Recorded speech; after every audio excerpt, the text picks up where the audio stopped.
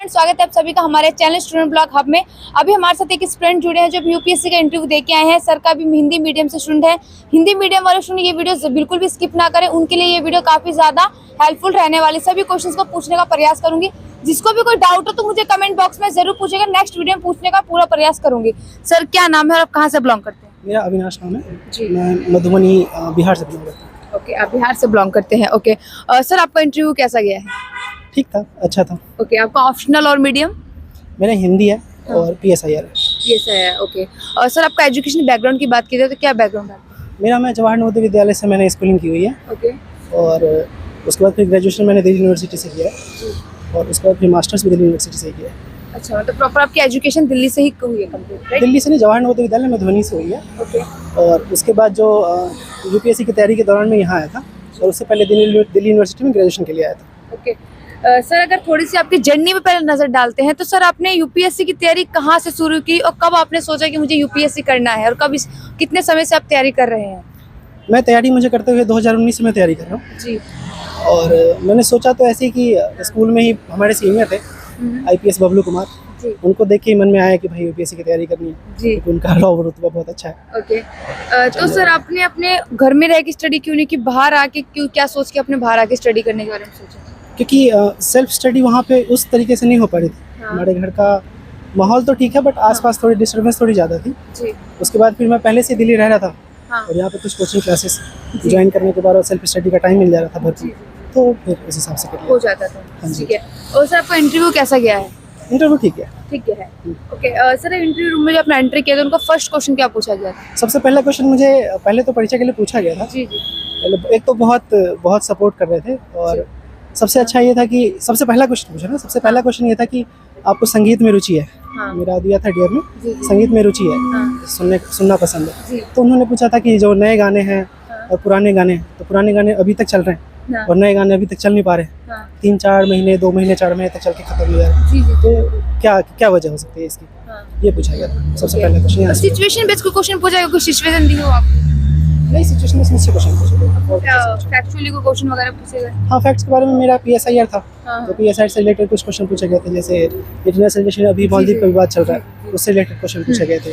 और फिर जो इंडिया के मीडिया का क्या रोल है जी। इसके बारे में भी क्वेश्चन आया था। अच्छा। क्या रोल है जो टोटल यहाँ पे सर्कमस्टांसेस जो बदल रहे हैं उसके बारे में। ओके सर, आपके लिए मॉक्स दिए थे इससे पहले? हाँ जी, मुझसे मॉक्स में और रियल इंटरव्यू में आपको क्या फर्क लगता बहुत ज़मीन आसमान का फर्क है। अच्छा, वहाँ पे जो मॉक में क्या फील आया और रियल इंटरव्यू में क्या फील हो रहा था एंटर होने के बाद? रियल इंटरव्यू तो ऑब्वियस सी बात है, ऐसा रियल है कि उस हिसाब से थोड़ा डर तो रहता ही है स्टार्टिंग में। और ऐसा होता है कि थोड़ा सा हेल्प कर देते हैं कि हाँ ठीक है आप आराम से बैठिए, कोई दिक्कत वाली बात नहीं, कंफर्ट कर देते हैं कुल मिला कंफर्ट करते थे। कंफर्ट कर देते हैं। और वहाँ पे ऐसा होता है कि हम तो प्रैक्टिस में तो प्रैक्टिस के पॉइंट ऑफ व्यू से कराते हैं। सर हिंदी मीडियम वालों के लिए ना प्रीलिम्स काफी टफ माना जा रहा है और प्रीलिम्स ही नहीं निकल पाता कई सारे स्टूडेंट से, तो उसका क्या तरीका है आपका तैयारी करने का? को न्यू स्टूडेंट क्या गलती कर देते हैं तैयारी में, क्या बोलेंगे इस बारे में? मुझे लगता है कि हिंदी मीडियम वालों के लिए सबसे ज़्यादा बढ़िया है कि वो टेस्ट लगाए।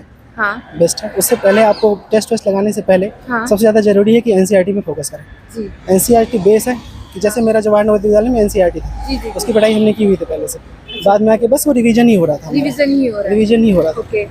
अब लेकिन और जो नए बच्चे हैं उनके लिए शायद ये थोड़ा मुश्किल हो रहा हो, जी।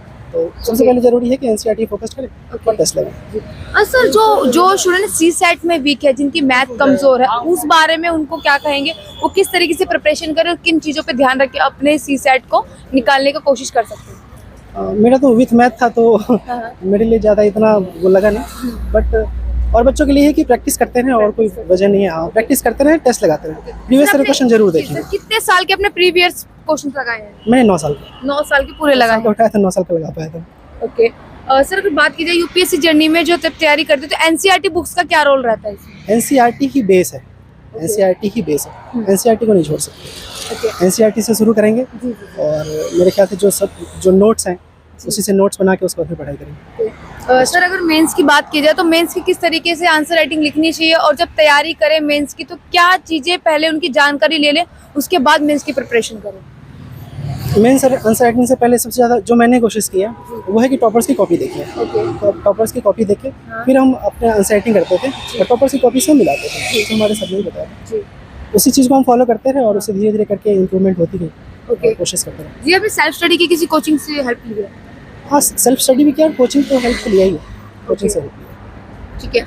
और सर अगर डेली रूटीन की बात की जाए तो ऐसा कहा जाता है यूपीएससी में कम से कम ने 20-20, 22 घंटा, 18 घंटा पढ़ना पड़ता है, तो रियलिटी क्या है ये आप बताइए सर, आप प्रिपरेशन कर रहे हैं। 20-20, 22 घंटे तो नहीं, लेकिन हाँ 8 घंटे डेली तो मिनिमम जरूरी ही जरूरी है। ओके चाहे वो प्रीलिम्स का टाइम हो या मेंस का टाइम हो। मेंस के टाइम पे जब एग्जाम आ जाते हैं नज़दीक, तो 1-2 महीने तो लगभग 10 घंटे 11 घंटे हो जाते हैं ओके राइटिंग के Writing perspective से। हाँ, राइटिंग के वजह से। सर अगर जब आपने मेंस की तैयारी शुरू की थी तो एक आंसर को लिखने में आपको कितने समय लग गया था? जब एक लेवल तैयार हुआ यूपीएससी स्टूडेंट वाला लेवल, तब आपने कितना टाइम तक उसको शॉर्ट कर दिया? ये तो फिर चेक नहीं कर पा रहे थे, लेकिन हाँ ऐसा होता था कि हम क्वेश्चन सारे अटेम्प्ट कर लेते थे। ओके सारे क्वेश्चन अटेम्प्ट कर लेते थे। अटेम्प्ट सारे हो जाते थे। हाँ, ओके attempt सारे। सर अपना ऑप्शनल सब्जेक्ट क्या सोच के सिलेक्ट किया था?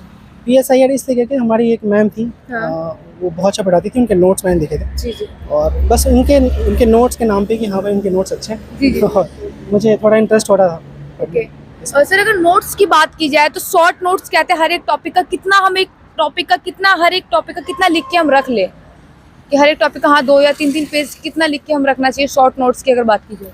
शॉर्ट नोट्स तो अपने हिसाब से पॉइंट ऑफ व्यू से लिख सकते हैं। ऐसा हो सकता है कि अगर वो तो टॉपिक पे डिपेंड करता है कि अगर कोई बड़ा टॉपिक है तो 2 पेज 3 पेज तो जाते ही जाते हैं, जी जी जी और अगर नॉर्मल कोई टॉपिक है तो 1 पेज में भी हो जाता है। वो तो टॉपिक पे डिपेंड ओके सर अगर बिगिनर्स के लिए बात की जाए जो प्रिपरेशन कर रहे हैं, जो बहुत ग्रामीण क्षेत्र से हैं, बहुत मिडिल क्लास फैमिली से, वो तैयारी कैसे करें और उनको किन बातों को ध्यान रख के तैयारी करना चाहिए, और बिगिनर्स के लिए क्या मैसेज रहेगा आपका? सबसे पहले वो PYQ देखें, सबसे पहले PYQ देख के उसके बाद फिर जितने भी उसके एनालिसिस है पेपर जी। के वो देखें, और उसके बाद प्रिपरेशन में NCERT का बेस बने, और NCERT पढ़ने के बाद ही कुछ स्टार्ट ऐसा कर सकते हैं। चलिए ओके, थैंक यू सर।